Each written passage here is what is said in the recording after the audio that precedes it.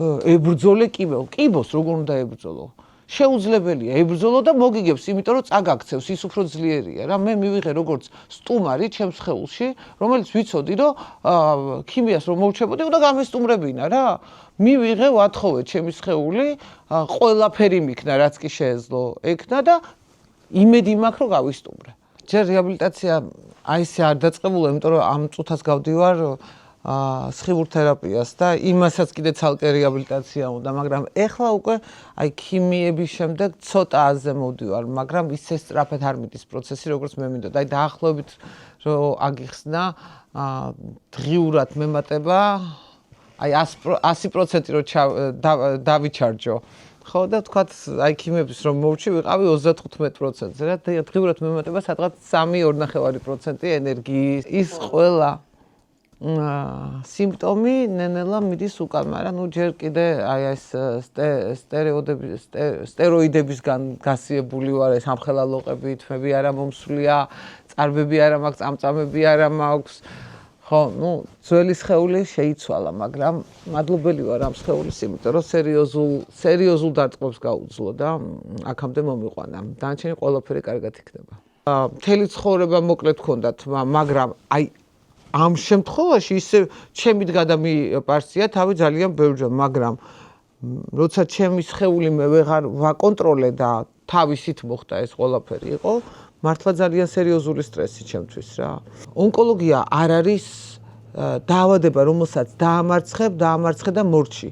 ონკოლოგია ხდება ცხოვრების წესი შენთვის, იმიტომ რომ სამწუხაროდ ჯერ წამალი არ არსებობს, სამწუხაროდ ძალიან ბევრჯერ არის რომ რეციდივი აქვთ ონკოპაციენტებს და მე როგორ ვარ იცი, აი ყველაფერს ვაკეთებ იმისთვის, რომ ეს რეციდივის რისკი დავიყვანო თქვათ 1%-ზე, 3%-ზე, მათ შორის აი ეს ცხოვრების ჯანსაღი წესი არაფერს განსაკუთრებულს არ ვაკეთებ.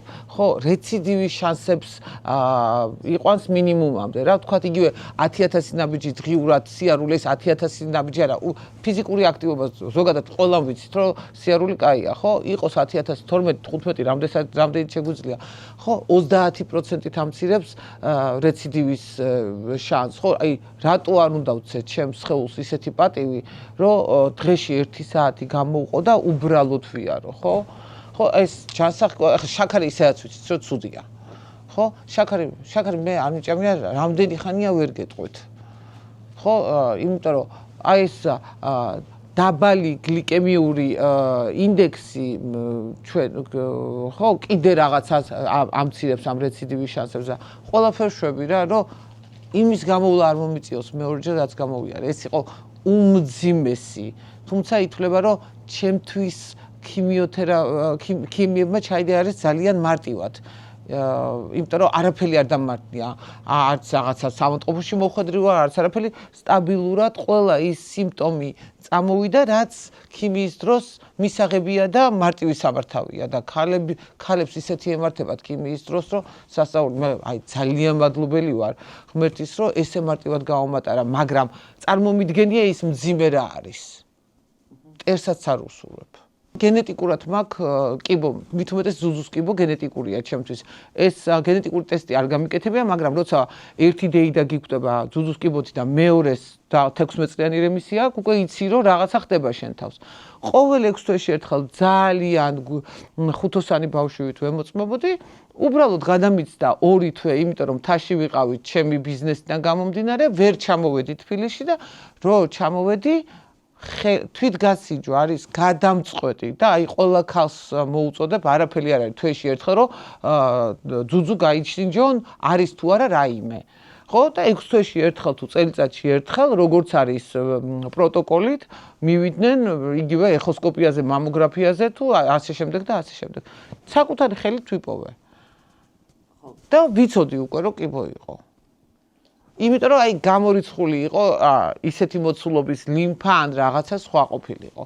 ხო, თუმცა 6-8 თვის წინ გაკეთებული მქონდა ყველაფერი და თან ეხლა ძალიან გაახალგაზრდა ძუძუს კიბო. თუ ითვლებოდა ადრე რომ 40 წლის შემდეგ იწყებოდა სკრინინგი, ეხლა აი რაც მე ვიკითხე 6 თვე დაუშვებელია. პირიქით, რაც უფრო ახალგაზრდა დაიწყებთ თქვენს ჯანმრთელობაზე ზრუნვას, ეს იქნება მონიტორინგი ჯანმრთელობის თუ თქვენი ჯანსაღი ცხოვრების სტილი, ხო, მით უფრო კაია. ხო, ზუსტად რამდენი წლის წეველი ვარ, 19 წლიდან ვეწევი სიგარეტს. ზუსტად ერთ წინადადებაში დავანებე სიგარეტის მოწევას თავი. თან კარგი მწეველი ვიყავ, ისი არა რომ ვაბოლებდი, ხო? რომ ექიმმა მითხრა, თუ ამის გაგრძელებას აპირებ, ხო, აზრი არა აქვს არაფერს. ხო? და არ ვაპირებ და დავხურე, ჩავხურე იქ. არც ლომკა არ მქონია რომ ვაიმე პაპიროსი მინდა არაფერი. თურმე აღმოჩნდა რომ ჩვენი ჯანმრთელობა არის ყველაზე მნიშვნელოვანი და რატო უკეთებთ ჩვენ თავს ამას? რატო ვსვავთ გაჭყეპამდე? რატო ვეწევით? რატო არ უვლით იმას? რატო ვექცევით ჩვენს სხეულს როგორც სატრანსპორტო საშუალებას, რომელიც გვატარებს? გადავთ იმისა, რომ ჩემს სხეულს ვერ ვცნობ ჩემს სხეულს. სარკეში გიფირუა, ხო იცი, მასკიანი ქალი ოჩაივლის სარკეში და მისთასო დაინახავს. ეგეთი რაღაცა მემართება. მაგრამ აი როგორ პატივს ვცემ, იცი? რომ ეს ყველაფერი მოწესრიგებადია. სამაგიეროდ აქამდე მომიყვანა ჩემმა სხეულმა და მადლობელი ვარ და მიყვარს ის. ამერიკის სტატისტიკა წავიკითხე, საქართველოს ეგეთი სტატისტიკა არ არსებობს. სტატისტიკურად 30% ოჯახებისა ინგრევა, როცა ქრები იგებენ, რომ ცოლს კიბო აქვს და არ ვსაუბრობ მარტო ძუძუს კიბოზე. ჩემი ქმარი მივიდა როგორც პატარა ბავშვი, ისე. ყველა გადასხმაზე წამიყვან და ბოლო ორ გადასხმაზე უკვე წამიღო, იმიტომ რომ ვეღარ დავდიოდი. იქამდე მიუყვებოდი ჩემი ფეხით, მაგრამ ბოლო ორ გადასხმაზე წამიღო, დამდო კრესლოში, გადამისხეს და წამომიღო.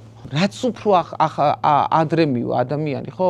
აი, ვთქვათ, პირველი სტადიის არო არის, ხო? იქ შეიძლება არც მასტექტომია დაგჭირდეთ, მასტექტომია არის არც ერთი ძუძუ არა მაქვს. ანუ მასტექტომია არის ორივე ძუძუს სრული მოკვეთა, არც ძუძუს თავები, არც აი არაფერი არაა დარჩენილი, არც ძუძუს ქსოვილი, არც კუნთი, არაფერი აღარ არის.